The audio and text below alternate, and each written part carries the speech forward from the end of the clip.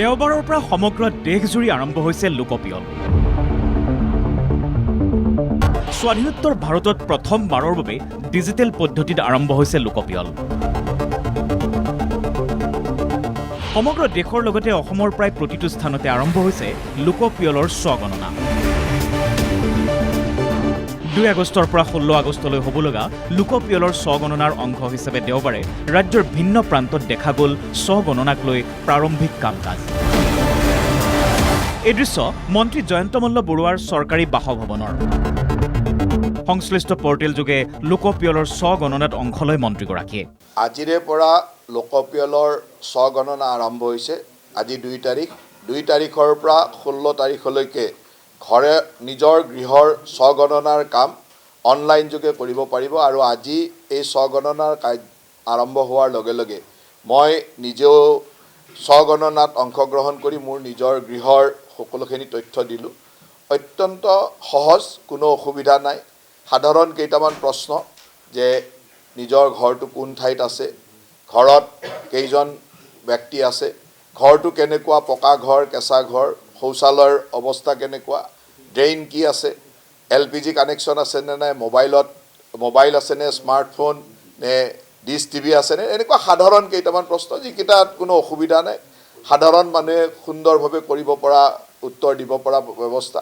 লগতে লোকপিয়লত ভাগ ল'বলৈ সকলোকে আহ্বান জনায় মন্ত্ৰী জয়ন্ত মল্ল বৰুৱাই। মই গোটেই লোকপিয়ল ব্যৱস্থাটোৰ লগত জড়িত সকলোকে ধন্যবাদ দিছোঁ যে এই ধৰণে এটা সুন্দৰ গণনাৰ পদ্ধতিত আগবাঢ়িছে। আৰু আমি এই যি গণনা প্ৰক্ৰিয়া, এই গণনা প্ৰক্ৰিয়াত প্ৰতিজন নাগৰিকে অংশগ্ৰহণ কৰিব লাগে ভৱিষ্যতৰ ভাৰতখন সুন্দৰভাৱে নিৰ্মাণ কৰিবৰ কাৰণে। কাৰণ এই লোকগণনাৰ প্ৰক্ৰিয়াৰ পিছতে ইয়াৰ তথ্যৰ ওপৰত ভিত্তি কৰি আমাৰ ভাৰতবৰ্ষৰ ভৱিষ্যতৰ পৰিকল্পনাসমূহ হয়।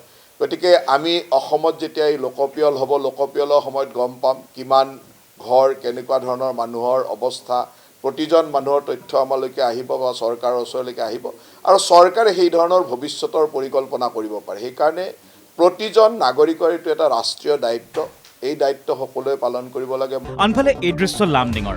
লামডিং সমষ্টিৰ বিধায়ক শিবু মিশ্ৰই স্বগণনাত অংশ লোৱাৰ সমান্তৰালকৈ সংবাদমেল আয়োজন কৰি লামডিংবাসীক লোকপিয়লত অংশগ্ৰহণ কৰিবলৈ আহ্বান জনায়। ইতিমধ্যে মই ব্যক্তিগতভাৱে মোৰ চেঞ্চাৰটো হ'ল। মই ইয়াত ভয় খাব লাগে কোনো কথা নাই যে 2ৰ পৰা 17 আগষ্টলৈকে আমাৰ আমি এই লোকপিয়ল চেঞ্চাৰটো নিজে নিজে কৰিব পাৰোঁ। তাৰ কাৰণে মোৰ আগ্ৰহ থাকিল, অনুৰোধ থাকিল। মোৰতো ইতিমধ্যে হ'ল, গোটেই অসমৰ এই প্ৰক্ৰিয়া আজিৰ পৰা আৰম্ভণি হ'ল। 2 আগষ্টৰ পৰা 17 আগষ্টলৈকে 16লৈকে আমাৰ এই প্ৰক্ৰিয়াটো চলিব।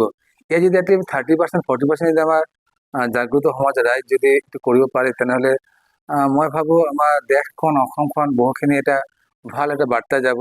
ঠিক তেনেদৰে নগাঁও আৰু হোজাই জিলাতো জিলা আয়ুক্তৰ উপস্থিতিত জিলা প্ৰশাসনে দেওবাৰৰ পৰা আৰম্ভ কৰে লোকপিয়লৰ স্বগণনা।